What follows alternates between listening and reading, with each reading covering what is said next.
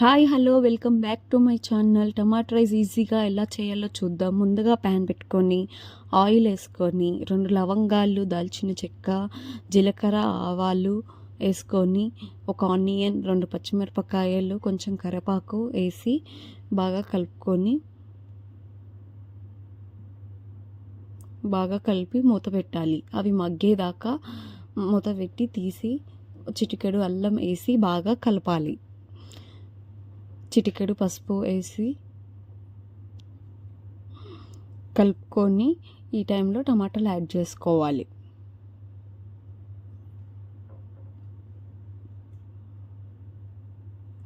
టమాటాలు యాడ్ చేసి కలుపుకున్నాక మూత పెట్టి తీస్తూ మళ్ళీ కలుపుకోవాలి. టమాటాలు మంచిగా మగ్గాక కారం వేయాలి. 1 స్పూన్ కారం, 1 స్పూన్ ఉప్పు వేసి కలుపుకోవాలి. మంచిగా కలిపి మూత పెట్టాలి. మంచిగా చిన్న మంట పెట్టి కలుపుతూ మధ్యలో కలుపుతూ మూత పెట్టాలి.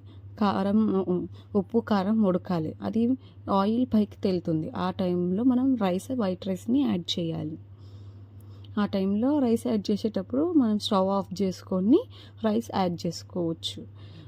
రైస్ అంతా కలిపినాక మళ్ళీ స్టవ్ ఆన్ చేసుకొని కొత్తిమీర వేసుకొని కలుపుతూ ఉండాలి.